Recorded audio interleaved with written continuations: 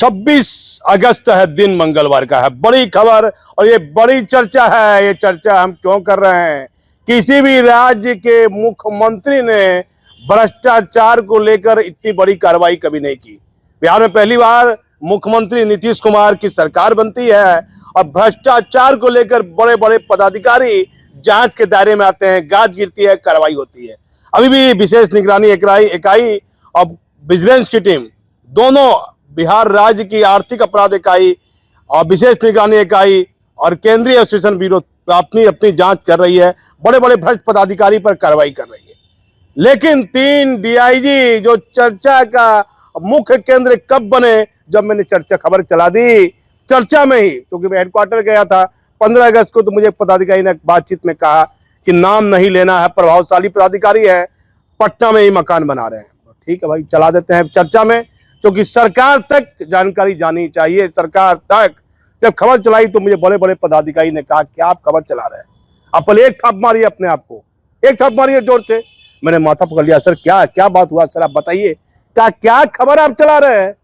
3 DIG और तीनों ही ये मत कहिएगा रेंज में तैनात हैं, और ये मत कहिएगा कि सरकार की 100 जाति के हैं, आपका जीना सांस लेना मुश्किल हो जाएगा, बिहार में नहीं रह पाइएगा।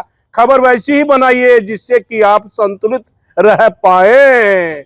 मुझे वह प्रेमचंद्र साहब की वह पंक्तियां याद आती है। नीतीश कुमार जी, हमेशा चर्चा होती है न्याय और नीति, ये सब लक्ष्मी के खिलौने हैं, वह जैसा चाहती है नचाती है। हमारे खबर बनाने का तात्पर्य है, आज ये भागलपुर में साक्चक थाना पड़ता है, रेलवे की जमीन पर काफी गरीब लोग जिनको कोई साधन नहीं है जीने का, वह झोगर झोपड़ी बना के रह रहे हैं।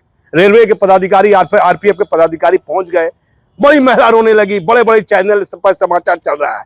आज की ये घटना अतिक्रमण हटाने के लिए गई है। ऐसे समय में अतिक्रमण हटाने गई है जब जहां बिहार बाढ़ से ग्रसित है, बाढ़ के पानी से आम लोग का जीना मुश्किल हो रहा है। कहां अपना घर बनाए, कहां पानी से अपने आप को बचाए। तो खैर पानी धीरे धीरे कम हो रहा है। वैसी स्थिति में आरपीएफ पदाधिकारी, ऊपर से आदेश मिला होगा, अपनी जमीन खाली कराने गए। कई वर्षों से वहां लोग रह रहे हैं, हजारों की संख्या में गरीब आदमी रह रहे हैं, कोई छत नहीं है, भूमिहीन है। कहते हैं कि फलाने डीएम ने कहा भूमि मिलेगी, फलाने डीएम ने कहा भूमि मिलेगी। हम एक एक वीडियो देख रहे थे तो याद आती है कि गए थे पटना और लोगों ने कहा आधुनिक तरीके से सामान कहां से लगा रहे हैं, कहां कहां से सामान लग रहा है। अब मकान तो डीआईजी है, अपने वेतन से ही बनाते होंगे, एक से एक वेतन मिलता है डीआईजी को, कोई कमी नहीं है। प्रभावशाली होता है कि सिपाही भी बढ़िया घर बना सकता है। लेकिन चर्चा क्यों हो रही है? ये चर्चा क्यों हो रही है? क्योंकि भ्रष्टाचार की महक आ रही है, भ्रष्टाचार की महक आने लगी। कहां डीआईजी साहब तैनात हैं? नीतीश कुमार जी, मैं तीनों डीआईजी से क्षमा चाहता हूं।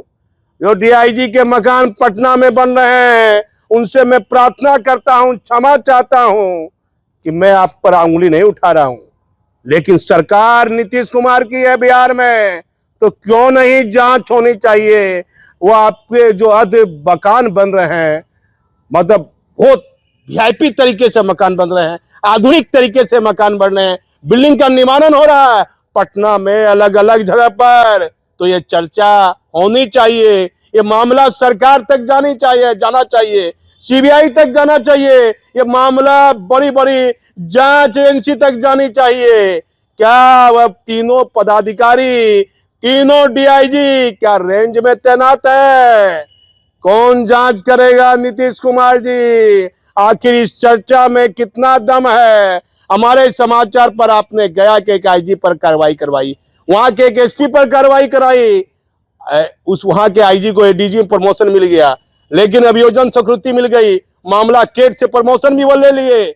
लेकिन मुख्यमंत्री जी, नीतीश कुमार जी, आप लोग कहते हैं कि अस्वस्थ है, लेकिन आप तो लंबा लंबा स्पीच दे रहे हैं। यदि हमारी खबर आप देख रहे हैं तो गंभीरता पूर्वक सच्चाई को देखिए, सच को देखिए। एक सिपाही पर कार्रवाई होती है, एक इंस्पेक्टर पर कार्रवाई हो रही है। अभी वो यहाँ निबंधक कार्यालय में यहाँ रजिस्ट्रार के यहाँ कार्रवाई हुई, आर्थिक अपराध इकाई ने कार्रवाई की, लेकिन डीआईजी साहब एक नहीं, नीतीश कुमार जी दो नहीं, 3 डीआईजी, और ये तीनों ही किस सौ जाति के हैं ये मालूम कीजिए। ये मालूम कीजिएगा तो आपको आपके सुशासन का सच दिखेगा कि मेरे सुशासन में ये क्या हो रहा है, ये किस जाति के हैं और ये पदाधिकारी कितने महत्वपूर्ण रेंज में पद पर तैनात है, ये भी मालूम कीजिए।